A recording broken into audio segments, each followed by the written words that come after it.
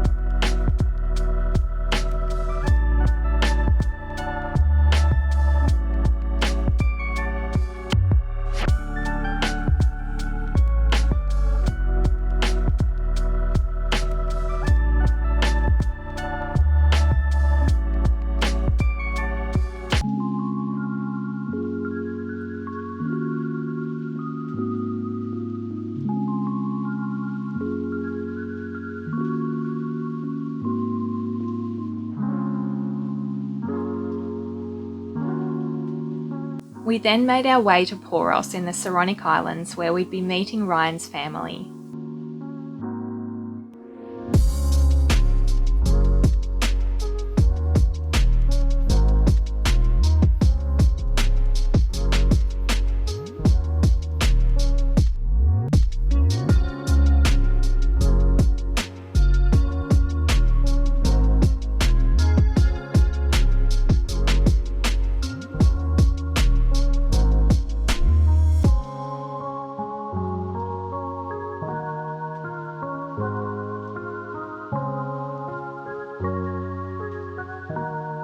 While in Poros, we took a day trip to Hydra on the ferry.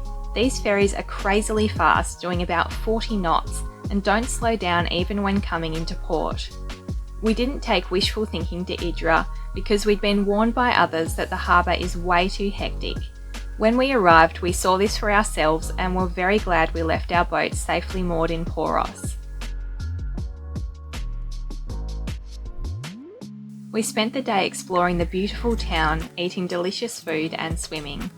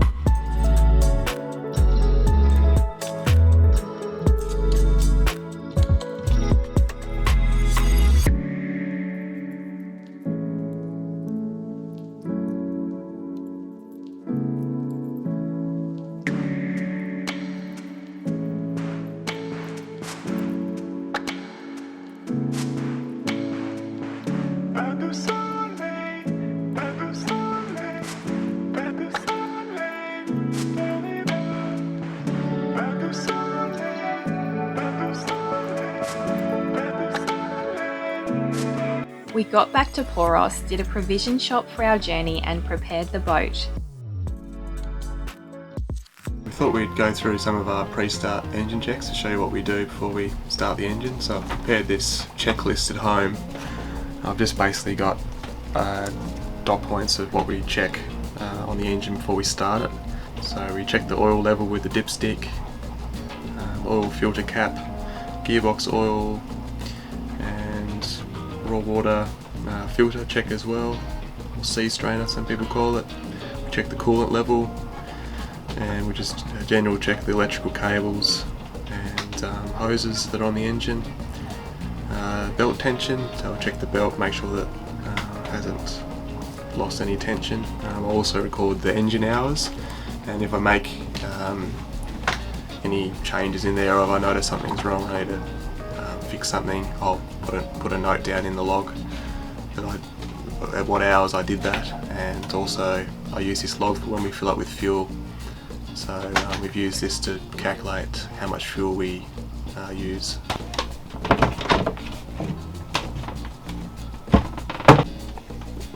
So just check the oil level on the dipstick. It's looking good, just below the high mark.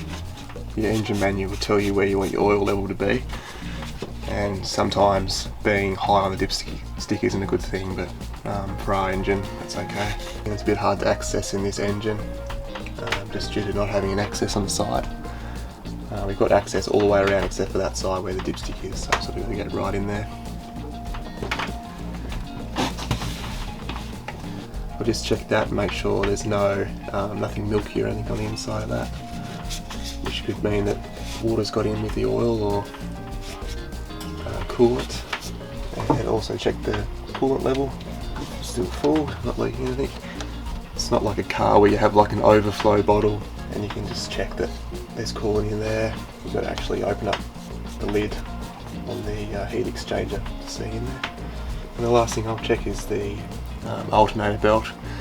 And I noticed when we first started our trip, we did a fair bit of motoring. We had a new belt on, and there was some black powder sort of forming around the engine bay, and it's from the belt, and it was too loose.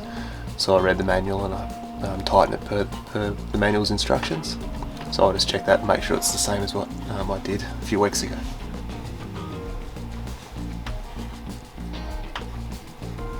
So we're at the back of the engine bay now, so I can pull this other inspection opening up open. So from the back I can check the fuel filter to make sure there's no water in the fuel filter in the glass, and also check the oil level of the gearbox. It's gearbox oil level, so it's looking good. I've got the seacock there for the water inlet for the engine for cooling. That's open, so the water's allowed to go in. And when we start the engine, we'll make sure that water's coming out the exhaust and that it's getting cooled by the seawater. That's it. So I've done a few checks before we start the engine this morning, and there was nothing significant to note in the defects section I've got here.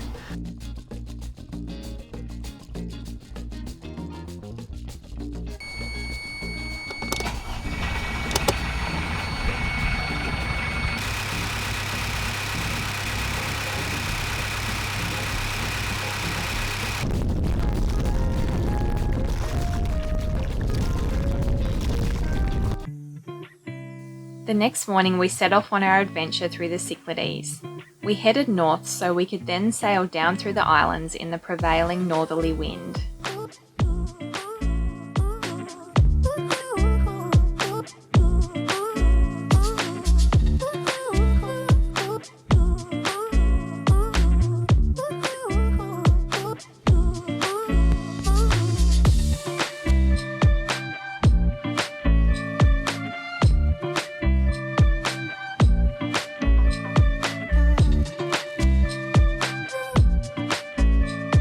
Our first stop was Legrena near Poseidon's temple on mainland Greece.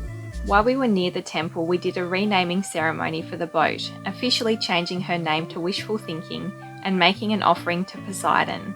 Hopefully he likes gin and will grant us a safe passage going forward.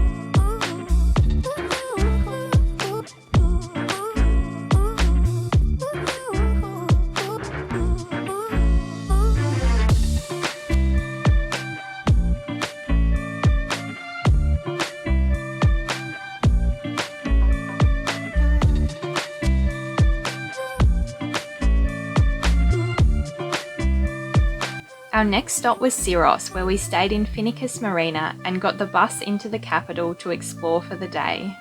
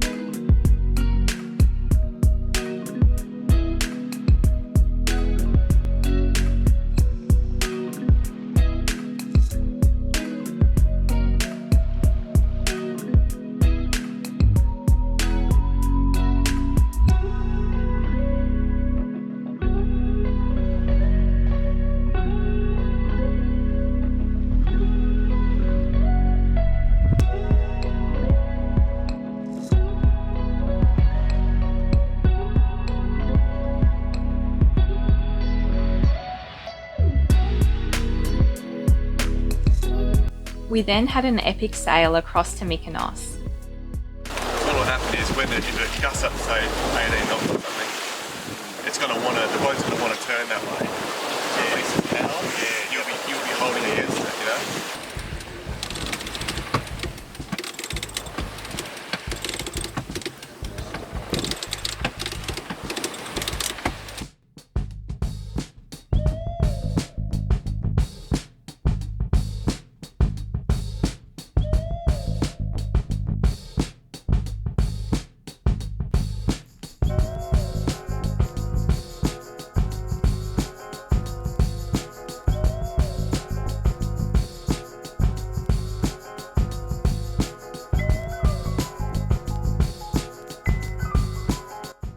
Unfortunately, Mykonos wasn't what we'd hoped for. There were 7 cruise boats there, so the streets were so crowded you could barely move. Food and drinks were also about 4 times more expensive than elsewhere in Greece. There were selfies galore. The only place we liked was Agios Stephanos Beach, but even that had its problems, with fast ferries causing huge waves to crash on the shore where everyone was trying to relax. It was interesting and sad to see what mass tourism can do to a place that would otherwise be beautiful. Sadly, we said goodbye to Sean and Taylor in Mykonos as they were heading home.